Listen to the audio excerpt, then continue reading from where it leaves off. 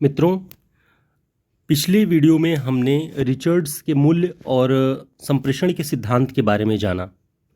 UGC net के exam में पाश्चात्य काव्यशास्त्र के अगले हिस्से में हम लोंजाइनस के उदात्त सिद्धांत की विवेचना करेंगे। उदात्त सिद्धांत क्या है, इसके बारे में हम जानने का यहाँ पे प्रयास करेंगे।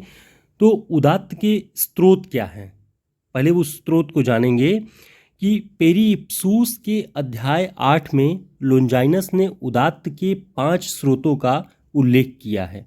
पहला, महान विचारों के धारण की शक्ति। दूसरा, भावों तथा संवेगों की उत्कृष्टतम एवं प्रबलतम अभिव्यक्ति। तीसरा, अलंकारों की सूचित योजना, यानी अच्छी अलंकार योजना उसमें होनी चाहिए। चौथा, अभिजात्य अभिव्यक्ति, यानी श्रेष्ठ और कह सकते हैं कि श्रेष्ठता का भाव जिस अभिव्यक्ति में हो। पांचवा, उपर्युक्त सभी स्रोतों का अंतर्भाव करता हुआ पांचवा स्रोत है गरिमामय और भव्य रचना विधान। पहले के अंतर्गत हम देखेंगे कि महान विचारों के धारण की शक्ति क्या है और वे क्या कहना चाहते हैं इससे। महान विचारों से संपन्न आत्मोत्थान युक्त साहित्यकार ही उदात्त का सृजन कर सकता है। इस प्रकार उदात्त साहित्य का प्रभाव नैतिक तथा कलात्मक दोनों दृष्टियों से उत्तम माना जाना चाहिए।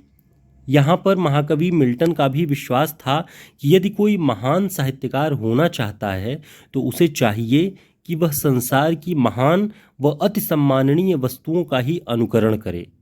महान कवि बनने के लिए मिल्टन लिखते हैं कि ही ought himself to be a true poem that is a composition and pattern of the best and honorable things।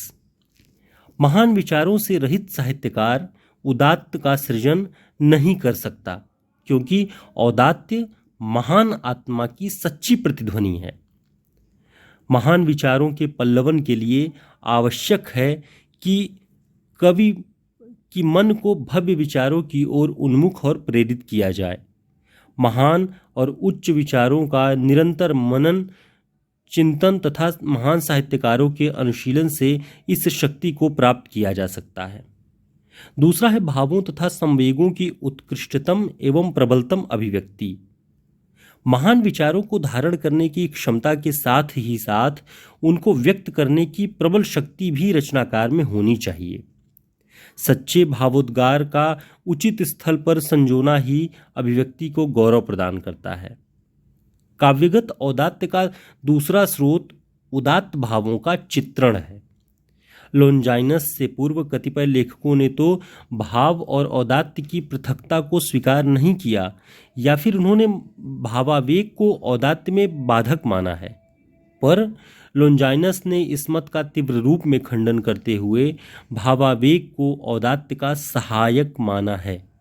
उन्होंने लिखा है कि मेरे विचार से जो आवेग उन्माद, उत्साह एवं उद्दामता से फूट पड़ता है और एक प्रकार से वक्ता के शब्दों को विक्षेप से परिपूर्ण कर देता है, उसके यथास्थान व्यक्त होने से स्वर में जैसा औदात्य आता है वैसा अन्यत्र दुर्लभ है।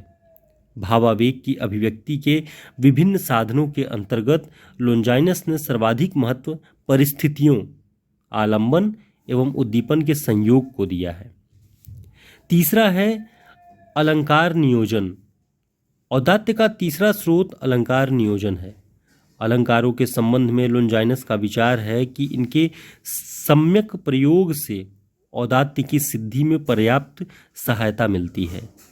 इस प्रसंग में उन्होंने अलंकारों के विभिन्न भेदों का भी निरूपण किया है, जो निम्न है।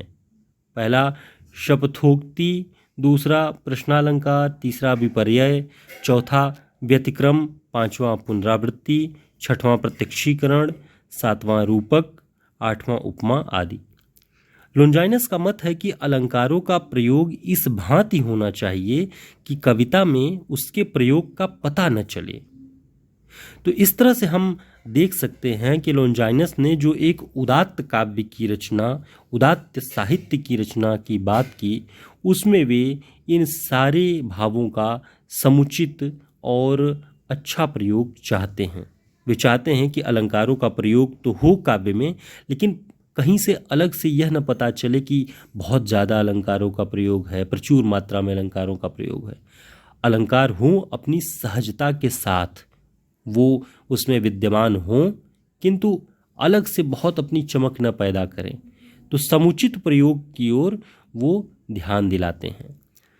तो आगे हम अलग अलग जो भी पाश्चात्य काव्य सिद्धांत हैं और साथ ही भारतीय काव्यशास्त्री जो भी सिद्धांत हैं उनके बारे में लगातार चर्चा करेंगे। बने रहिए। नमस्कार।